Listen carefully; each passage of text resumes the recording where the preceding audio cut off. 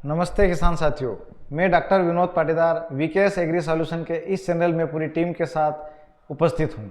आज जैसा कि हमने पहले के वीडियो में बताया था, हम अभी जो समय चल रहा है 15 मई से 15 जून का, इस बीच में अधिकतर सभी किसान साथी अदरक जो लगाते हैं उनका प्लांटेशन का काम इस समय होता है। यही उचित समय है।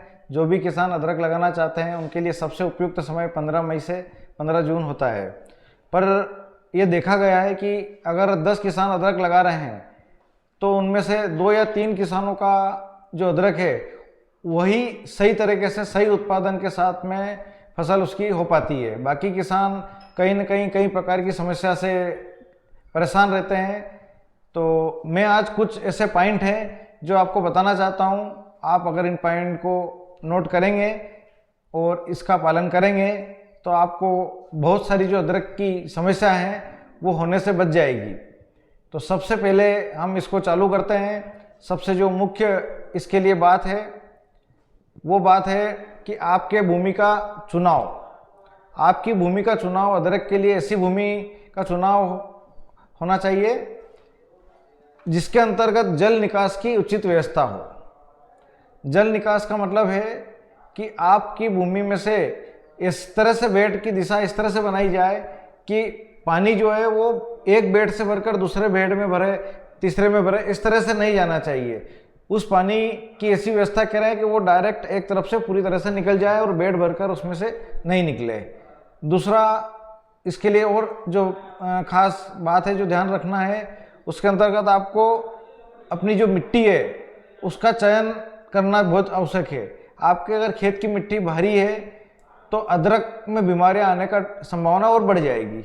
इसलिए आप ध्यान रखें कि अदरक के लिए भारी मिट्टी उपयुक्त नहीं है। इसके लिए रेतीली दोमट मिट्टी ज़्यादा उपयुक्त है और जिसका पीएच 6 से 7 के बीच में हो, यह सबसे अच्छी उपयुक्त भूमि अदरक के लिए मानी जाती है। तो आप जिस भूमि में भी, जिस खेत में भी अदरक लगाना चाहते हैं वहाँ की मिट्टी का पीएच जरूर पता कर लें। हमने अभी पिछली हमारी अदरक से संबंधित किसान परिचर्चा थी, उसके अंदर कुछ किसानों के द्वारा मिट्टी का सैंपल भी लाया गया। उसके अंदर हमने जब चेक किया तो 5 सैंपल में से 3 सैंपल में भूमि लगभग 4 से 5 पीएच की पाई गई, जो कि इसके लिए उपयुक्त नहीं है। अगर आपकी भूमि 8 से ऊपर हो और 5 से नीचे क्या पीएच है तो सभी फसल का इसमें प्रभाव होगा और आप अच्छा उत्पादन अच्छी क्वालिटी के साथ में प्राप्त नहीं कर सकेंगे। इस पीएच के संबंध में हम अगला वीडियो आपको बताएंगे, जिसके अंदर हम आपको प्रैक्टिकल करके बताएंगे कि किस तरह से भूमि का पीएच हम चेक करते हैं और पीएच क्या होना चाहिए। आज अदरक की बात कर रहे हैं तो अदरक के लिए सबसे उपयुक्त पीएच जैसा कि बताया 6 से 7 होता है। अब मिट्टी परीक्षण आपने कर ली, उसके बाद में जो मुख्य बात आती है आपके जो कंद हैं उनका चुनाव। आप भंडारण के पहले ही स्वस्थ कंदों को चुनकर उसका बीज उपचार करने के बाद ही उसका भंडारण करें। यह बहुत ही महत्वपूर्ण बात है कि भंडारण के पहले ही हमें बीज का चुनाव करना है और उसके बाद उसका बीज उपचार करना है, उसके बाद ही उपयोग करना है। भंडारण के पूर्व अगर आप फंजीसाइड से बीज उपचार करते हैं तो इससे आपको बहुत सारी जो बीमारी उसमें बढ़ने से बच जाती है और आपको एक स्वस्थ कंद प्राप्त होता है। इसी के साथ में बीज उपचार करने के बाद में आपको बीज उपचार की FIR टेक्निक से इसको बीज उपचार करना चाहिए। FIR का मतलब ये होता है कि फंजीसाइड का पहले उपचार करना है, उसके बाद में इंसेक्टिसाइड का उपयोग करना है, उसके बाद में राइजोबियम कल्चर का उपयोग करना है। इसका मतलब ये होता है कि आपने तीनों तरह का प्रोटेक्शन, 3 तरह का टीका आपकी फसल को लगाया है। इसके बाद में जो अगली बात आती है कि मिट्टी में जो उर्वरा शक्ति है उसको बनाए रखने के लिए उसको खाद देना।